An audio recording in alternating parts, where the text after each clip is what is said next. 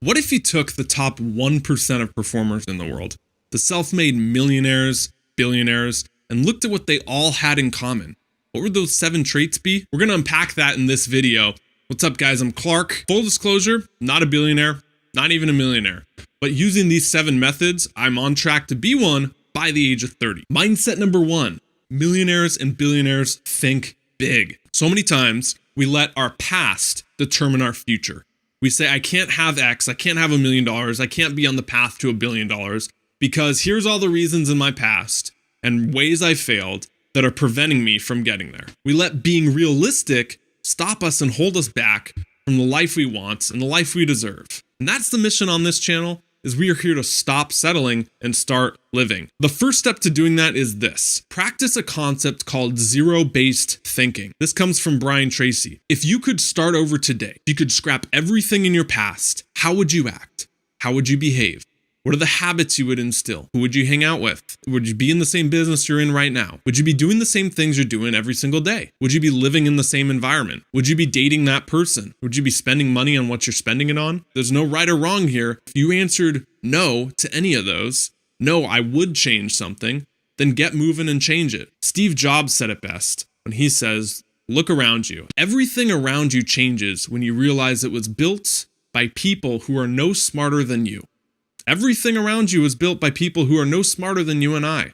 Allow yourself to dream, to think big, and that's how you get the results. That's how you break past the limiting beliefs, practice zero-based thinking, and just go for it. All right, now that we've thought big enough, let's talk now about the nitty-gritties on how to get rich, okay? There's 2 ways I like to think about this. Derek Halpern likes to tell the story about a locksmith. Now, this guy starts out and he goes around to clients' house and unlocks their locks that are stuck. First, it takes him 2.5 hours. He's sitting there fiddling with the lock, struggling, he can't get it open, and then finally, boom, it opens. That'll be $250. Well, what happens? Over time, this locksmith gets better and better at his job. So pretty soon it starts taking him an hour, 30 minutes, and then eventually he can get that lock open in just 10 minutes. That'll be $250. What he noticed is when he charged people $250 for the 2 hours, they would happily pay it. But as this locksmith started getting better and better at his job, the time went less and less, and he charged the same amount. His client started throwing a fit. What do you mean $250? I saw you open that lock with the click of a button in 10 minutes. But what the locksmith understood is that he wasn't compensated for his time. 2.5 hours it took him to open the lock. But what the customer didn't understand is that the locksmith is compensated for the value. You and I need to adopt that mindset of being compensated for the value, the results we give to a company, to an organization, to ourselves, in our business, to others, instead of the amount of time we put in. So to summarize, ditch the time for hours mindset and start thinking of the value for dollars mindset. The second way on this, point number 3, increase the size of those you serve. Jim Rohn, legendary motivational speaker, said, the more I serve, the more I earn. I know a trainer at the gym I go to, good friends with him. This man works himself sick. He works 12-hour days, probably 5 days a week, trains 50 to 60 clients every single week. He's very open with me. He makes about $80K a year. What's wrong with this? Is that he's tapped out. He's pushed himself to the max. $80K is the most amount he will make. Now, what would happen if he took 1 or 2 days off and instead of $80K for 50, 60 clients, he trained 40 or 30 clients and brought in $40K a year. But in those 2 days, he focused on serving the masses. In other words, he got out of that 50 to 60 people is all I can serve, and he put it into creating videos on YouTube. He put it into growing an email list. He put it into marketing himself as a trainer online, going after the masses of people. Pretty soon over time, might not be instantly, he would eventually make that difference of that 40K a year. Because once you know how to make 40K, it's easier to scale that up to 400K. If he took 1 or 2 days and focused on how do I serve the masses? How can I scale what I'm doing? Can I film these workouts and post them online? Can I attract people to me by giving away free information? And then eventually release products to them, and pretty soon over time, you're making that difference of that 40K by now working 3 days a week instead of 5. Mindset of self-made millionaires and billionaires number 4, communicate. I love the quote Tony Robbins has. He says, the quality of your life is the quality of your communication. And this really comes down to two areas: how well you communicate with yourself, what we talk about on this channel, right? Our internal self-talk, the dialogue we're telling ourselves, the zero-based thinking, but also how well you communicate with others. Look at self-made millionaires and billionaires. Look at Steve Jobs. Look at Oprah. Look at Tony Robbins. Look at Bill Gates. What do they have in common? They have a method of speaking to people that connects. Warren Buffett, one of the richest men of all time, said that taking Dale Carnegie's public speaking course was one of the best investments he's ever made in himself. Let's end this on a quote from Tim Ferriss out of the 4-Hour Workweek. Says that a person's success or failure in life comes down to the amount of uncomfortable conversations he or she is willing to have. Communicating means speaking well to others, connecting with others, but also being okay having the tough conversations that put you forward. Mindset number 5, decide, commit, achieve. We got to go after our goals, go after success with laser targeted focus, almost an obsession, and then it'll happen. Point in case, Bill Gates said he didn't leave the cubicle for 10 years before he eventually became a success. One of the richest men of all time now, but when you follow stories about Bill Gates, what do you see? You see him speaking on stage, you see him revealing products, you see him talking with people. You don't see him hunched over in a cubicle for those 10 years he was grinding it out and killing himself just to become successful. Bill Gates didn't try 50 things and then stumble across one that worked. He went after one with laser targeted focus. One of my biggest lessons of 2016, I was just looking at it in my journal.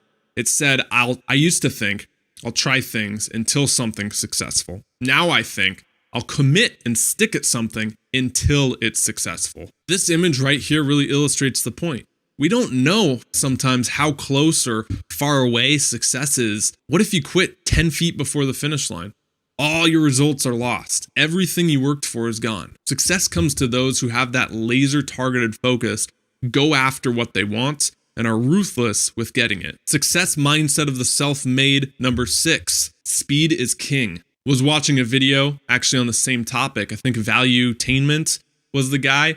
Patrick, he does great videos. You should check him out. He said that one of the best things entrepreneurs do is they adopt this mindset that I can create faster than anyone can copy. I love that right there. Don't worry about what everyone else is doing. Worry about speed and creating your product, your art, and putting it out there to the world. Billionaire Mark Cuban from Shark Tank, owns the Dallas Mavericks. I love what he said on one episode. He said that I believe perfection is the enemy of profitability. I wrote that down because that resonates. If you and I are so focused on becoming perfectionists, on making everything we put out into this world absolutely perfect, how are we going to get anywhere? You need speed. You need that execution. You need mass amounts. Remember what we talked about with serving the masses with massive value. Massive value doesn't come from putting out 1 or 2 perfect things. Now you might be thinking, Clark, why do I want to put out good when perfect is what Apple products are? Perfect is what, those best-selling books are. Perfect is what fill in the blank is. I agree with you. Here's why you want to do good. Because that's your MVP. Your minimal viable product. The iPhone went through, how many generations are we on now? 7? Before it became better and better and better and better. But it started with the iPhone 1. If you brought out the iPhone today, you'd look at it and say, this is the hunk of metal. What is this thing doing? You'd find all these flaws with it. But at the time, it was so cutting edge, people flocked to it, and then they kept making it better and better and better.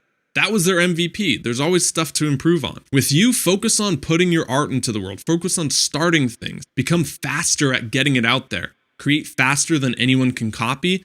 That's how you get ahead with business. Success mindset number 7, the last one, model the masters. Again, going back to a Jim Rohn quote, success leaves clues. One truism that's very spot on is you are who you hang around. Birds of a feather flock together. If you look at your 5 people you hang around most, you're the average of them. So you got to seek out people. It's why it's important to seek out people who are ahead of you and average yourself up instead of hanging around what's comfortable or even what feels good. Subconsciously, if you hang around people who are doing worse than you get an ego boost from that because you're the successful one. You shouldn't feel like that amongst your friends. Find 5 people, find communities like this one, find people online now. We're globally connected. And average yourself up into the top 5 people you hang around most. Seek out mentors, seek out coaches, seek out people who have been there that you can learn from and shorten the learning curve. There you go. Those are the 7 mindsets of self-made millionaires and billionaires.